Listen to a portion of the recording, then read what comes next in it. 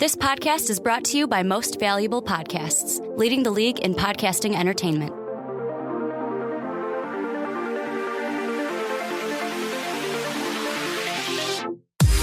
Welcome in, my friends, to another episode of Behind the Pen. My name is Mike Rankin, and today I have a great show for you because I am joined by the one and only Sean Anderson of the Fast Break. Hello. I'm so happy to have you here. Yes, the Fast Break Podcast. I'm so happy to have you here. It's been a while. It has been. It's been like 2 months or something. Something like that. And it's a travesty, to be honest. But first, before we get into everything, I got to plug some stuff. First, mainly our Patreon page, patreon.com/mostvaluablepodcast, because what we've been doing with that is entertaining you, as well as being able to do more, like showing our beautiful faces on video and entertaining you through that way. Also, follow us on Twitter, Most Valuable Pod.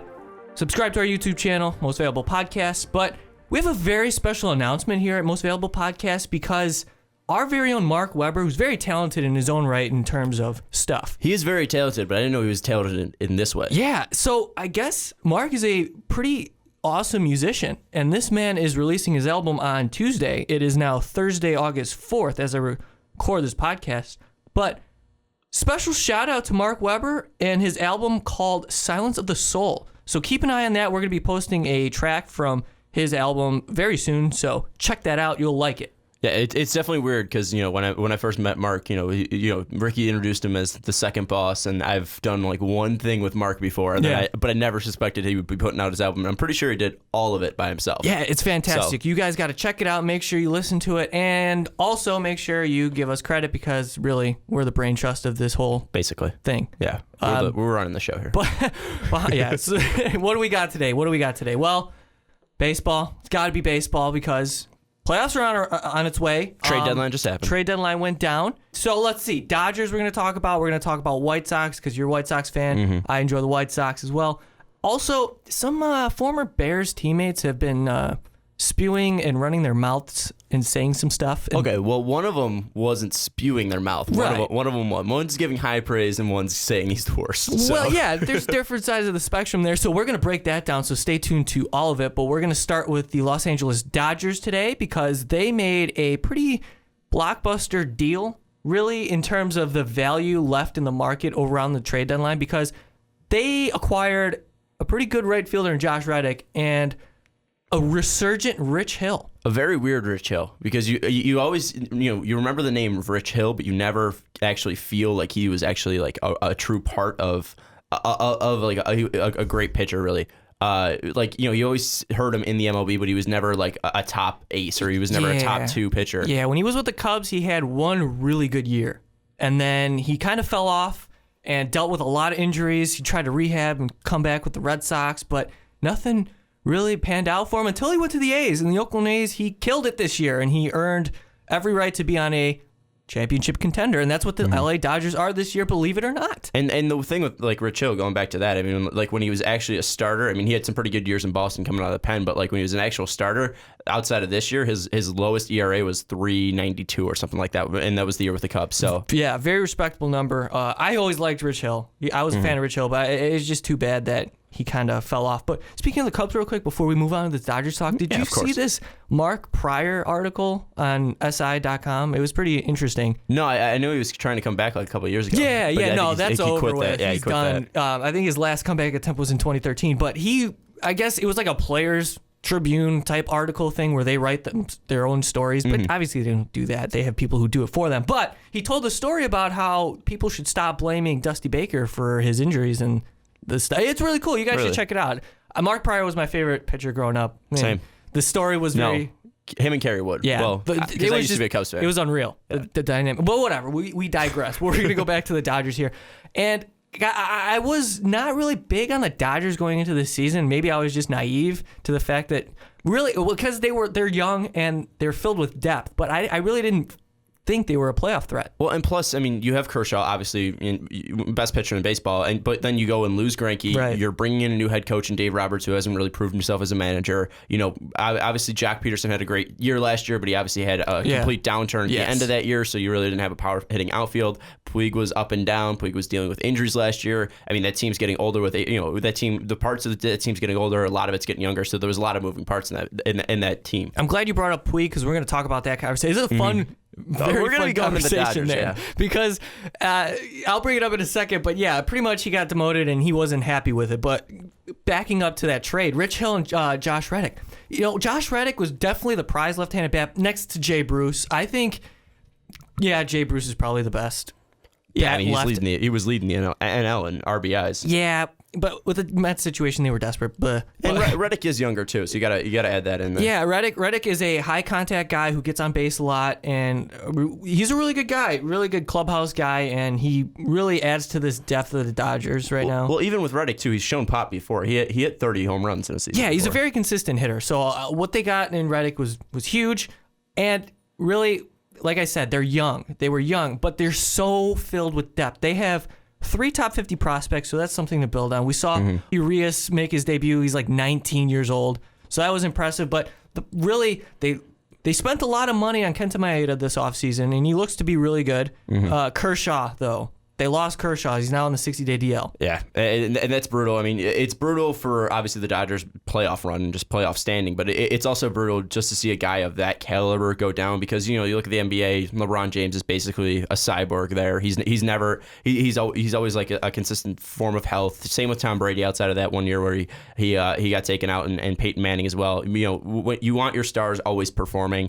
Trout and Harper have stayed healthy so far. It just sucks when you see a guy like Clayton Kershaw of his caliber go down, and then especially it hurts the MLB, and especially if these injuries continue to hurt him down his career, then it's going to be like, oh, what if he didn't actually suffer these injuries? Yeah, and man, that's been the story of the Dodgers season. Really, they've just been hurt and injured, and that DL has been loaded every single week. It's really bad. They have a full 25-man roster now, I'm pretty sure. Yeah, or like 27-man roster on that DL. At some point, it seemed like they were never going to be able to get through this injury bug because they lost Hyun-Jin Ryu. Trace Thompson's hurt, as we mentioned, Kershaw, and the list goes on and on. Andre Ethier as well. I mean, how much we can value Andre Ethier, that's up to you. Puig was out for a bit. Yeah, so look, this Dodgers team, they've taken strides. Throughout the season, first half, they were right around 500 for the most part, but now they're starting to make their stride, making their case. They're currently the top wild card spot in the National League. They hold that. But let me ask you this. Do they have enough to compete with the Giants in the West? I mean, I think it mainly depends on how well Kershaw comes back, because right now I think they're going to obviously struggle until I think he's eligible to come back at the 27th. Kershaw is. I think it's really going to depend on how well they can do without him. How well can these guys step up and be top aces or fill that spot of a top aces? How much can they stay healthy? Because we obviously seen the health there. And the thing with the Giants is they've been struggling of late. I mean, I think they're 3-7 in their last 10 games. So they've been struggling there. And they're a team that is very veteran savvy. So it's a team that can turn it on. And they probably just need that one spark to turn it on. Where the Dodgers, that's going to be a continuous struggle. I think they don't have enough in place just because looking at this team and looking how decimated they are, it's tough to say, well, looking at what they are losing and what they still have on this team. I mean, outside of Corey Seager, who's been killing it in his first year, I mean, fantastic. Agon's getting older and he hasn't regressed yet, but then again, you're kind of wondering when he will regress and if he will get injured again, and he's kind of lost the pop in that bat. Justin Turner, I mean, he's been great when he's come over to LA, but then again, you don't know when he's going to start struggling there. And I mean, Howie Kendrick, you don't know when he's going to start struggling. All of these guys, you just don't know when that bottom's going to fall out, and I think that bottom's going to fall out soon. Where with the Giants, they have so many people there to fall back on. I think the Dodgers, with how thin they already are, I think they won't have that ability to fall back on someone. Yeah, the Dodgers and the Giants, they're both obviously considered playoff teams. I think the Giants are a serious threat to win the World Series this year, and I'm not just saying that because I'm afraid of them. I think that what you were saying is true. They're filled with depth, and their lineup is so solid. They're so balanced, and the rotation's pretty good. Samardzija's been a disappointment. It's take what you can get from him. It's just been not good for the money that he is getting. But still, I mean, you look at Johnny Cueto. Johnny Cueto finally looking Very like good. an ace again. Mad bum. Bring him, yeah. I mean, obviously Madison Bumgarner, who's looking like one of the best hitters on the Giants. I mean, with the way that he, I mean, obviously we know his pitching. PV kind of having a resurgent year. PV now, PV at least being respectable. He got demoted to the bullpen. I don't know if you saw that. That just recently happened. Well, it happens. Fuck. But we're not talking about the Giants as much. Only we bring them up because the Dodgers are making a run. They're 2 games behind the Giants, but right now, let's jump to this Puig conversation because in the wake of the Rich Hill signing, Yasiel Puig was asked to be demoted. Now, this was actually a really, really funny story, and let me preface this by saying last year there were reports that, well, first of all, nobody really likes Yasiel Puig because he has his own agenda. He does whatever the hell he wants. Mm-hmm. He's a bad teammate, and this has been reported. Smart baseball people who have been around the game a long time understand the type of guy he is, and it's not good. Let's just say that. So last year, I guess there was some kind of altercation on the team bus, and Zach Greinke eventually took Yasiel Puig's bag of stuff and just threw it off the bus. And it was really funny, really, really funny. And even Adrian Gonzalez was not having anything of Yasiel Puig. But so that just gives you kind of the picture of what type of person he is. So what the Dodgers were they were okay, it's either you're going to get traded or we're going to send you down. And Puig got pissed. He didn't like that at all. So he just didn't get on the plane. I think they had a road trip to San Diego, and he just didn't go. So now he's in AAA. It doesn't surprise me because, I mean, when we look at Puig consistently, I mean, he's just digressed every single year he's been in the majors. I mean, he's gone from second in Rookie of the Year votings and 15th in Rookie of the Year votings to being an All-Star the next year, and then just continually dealing with injuries and just not being able to hit that full potential that we saw when he was first signed. And the thing with it is, you see all the potential, you see all the tools, and he's able to turn it on at points, but he's never able to do it consistently.